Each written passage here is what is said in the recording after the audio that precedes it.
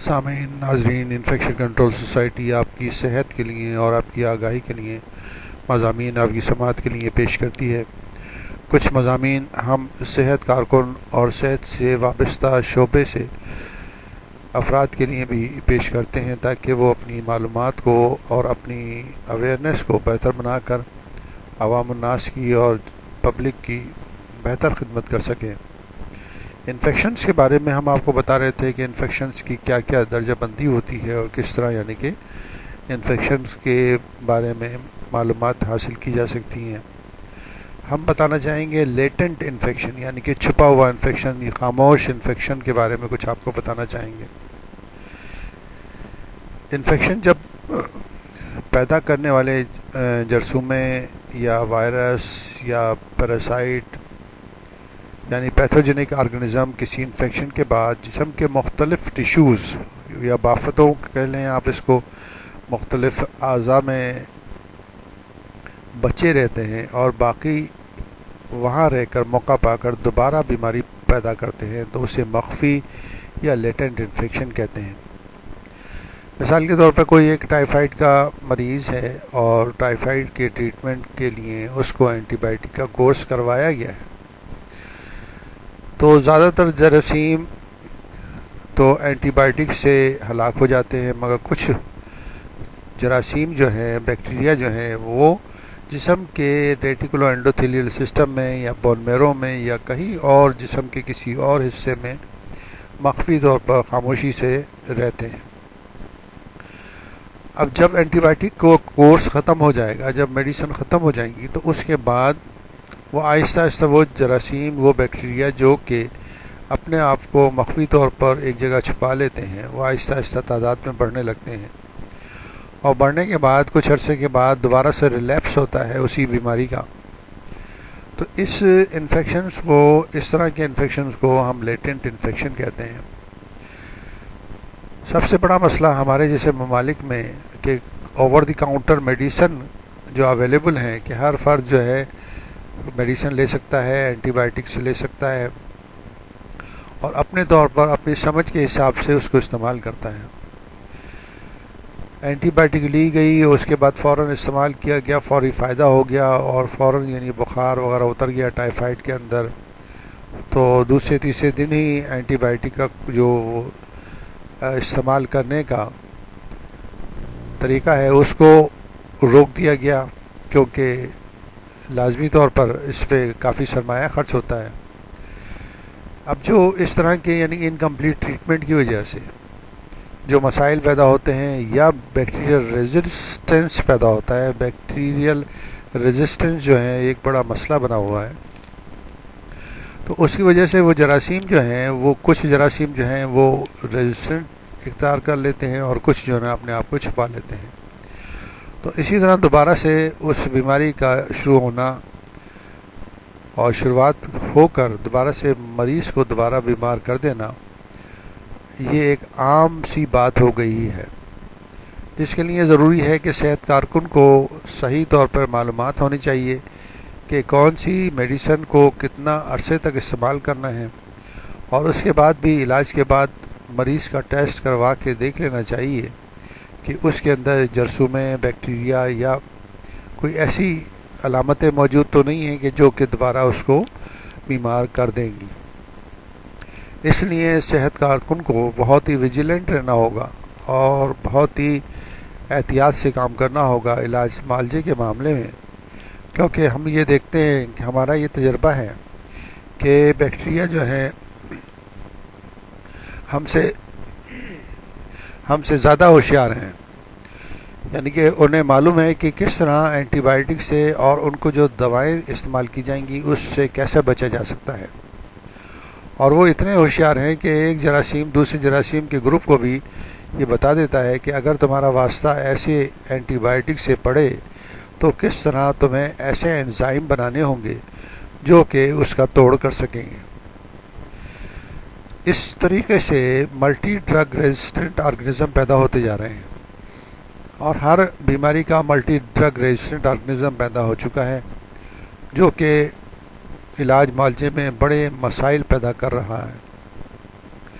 اس لیے ہمیں چاہیے کہ ہم بہتر سے بہتر معلومات حاصل کر کے صحت کارکن کو بھی چاہیے، ڈاکٹرز کو بھی چاہیے، اور جو طبی شعبے سے وابستہ افراد ہیں انہیں چاہیے کہ وہ بہتر طریقے سے معلومات حاصل کر کے ٹریٹمنٹ کے حساب سے، علاج کے حساب سے صحیح فیصلے کریں، تاکہ یہ مسائل کم سے کم ہوں اور اس قسم کے مسائل نہ ہوں کہ ایک وقت ایسا آ جائے کہ جب کوئی دوائی نہیں ہوگی علاج کے لیے۔ اب بھی ہم جب لیبارٹری میں دیکھتے ہیں اور سینسیٹیوٹی ٹیسٹ کرتے ہیں تو بے شمار جراثیم ایسے نظر آتے ہیں جن کے اوپر کوئی میڈیسن اثر نہیں کرتی، اور صرف کچھ ایک کا دکا اینٹی بائیوٹکس رہ جاتی ہیں جو کہ انجیکشنز کے ذریعے دی جاتی ہیں، اور وہ بہت مہنگی ہوتی ہیں۔ تو اس طرح یہ مسائل بہت سیریس ہوتے جا رہے ہیں، تو صحت کارکن کو بڑا ویجیلنٹ رہنا ہوگا، ہوشیار رہنا ہوگا، تاکہ بیماریوں کو ایسا نہ ہونے دیں کہ وہ چھپ جائیں اور لیٹنٹ انفیکشن کاز کر سکیں۔ اسی طریقے سے ٹی بی کے جراثیم ہیں، ٹی بی کے جراثیم کے علاج میں ٹی بی کے جراثیم ختم ہو جاتے ہیں، مرض ختم ہو جاتا ہے، لیکن پہلے سے موجود کچھ جراثیم بیکٹیریاز، ٹی بی کے بیکٹیریاز، مائکو بیکٹیریم ٹوبرکلوسس کے جراثیم جو ہیں دوبارہ منظم ہو کر اپنا کام شروع کر دیتے ہیں اور دوبارہ مرض سے دوچار کر دیتے ہیں۔ آج کل کے دور میں ٹی بی بڑی تیزی سے پھیل رہی ہے ہمارے جیسے ممالک میں، اور جیسے پہلے زمانے میں یہ کانسیپٹ تھا کہ اب ٹی بی ختم ہو چکی ہے، ایسا نہیں ہے، اور بہت تیزی سے اور بے شمار افراد جو ہے نا ٹی بی کے مرض میں مبتلا ہو رہے ہیں، اور اس میں کوئی عمر کی قید نہیں ہے۔ بچے بھی متاثر ہو رہے ہیں، خواتین بھی متاثر ہو رہی ہیں، مرد حضرات بھی متاثر ہو رہے ہیں، بوڑھے افراد بھی متاثر ہو رہے ہیں۔ اس کے علاوہ جو کہ امیون سپریسڈ مریض ہیں، جن کو ایسی میڈیسن دی جاتی ہے جس سے قوت مدافعت کم ہو جاتی ہے، تو وہ فوری طور پر ٹی بی کے مرض سے متاثر ہو جاتے ہیں۔ ٹی بی کا جرثومہ ایسا جرثومہ ہے کہ وہ سوکھنے کے بعد اگر کہیں گر جائے اس کا بلغم کسی مریض کا، سوکھنے کے بعد بھی وہ مرتا نہیں ہے، اور وہ دوبارہ سے دوسرے افراد کو انفیکشن پیدا کر سکتا ہے۔ تو بہتر یہ ہوگا کہ ٹی بی کے علاج کے لیے بھی مکمل علاج کیے جائیں، اور ایسے مریضوں کے اندر جن میں ٹی بی کی جراثیم موجود ہیں ان کو علیحدہ رکھا جائے۔ علیحدہ رکھنے کا مقصد یہ ہے کہ گھر کے خاندان کے افراد، چھوٹے بچے، فیملی کے افراد اس بیماری سے متاثر نہ ہوں اور اس کے لپیٹ میں نہ آ جائیں، کیونکہ ٹی بی کا مرض جو ہے نا قریب افراد کی جو لوگ ہیں ان میں زیادہ ہوتا ہے، اور وہ سلم ایریاز میں کنجسٹڈ گنجان آبادیوں میں رہتے ہیں، اور ایک ہی کمرے میں کئی افراد یعنی کہ 8-10 افراد جو ہے وہ گزارا کرتے ہیں، تو کوئی وجہ نہیں ہوتی کہ وہ مرض جو ہے دوسرے مریضوں کو نہ لگ سکے اور دوسرے افراد اس کی لپیٹ میں نہ آ سکیں۔ تو اس لیے انتہائی ضروری بات ہے کہ وہ جو کیسز ہیں، جو ٹی بی کے مریض ہیں،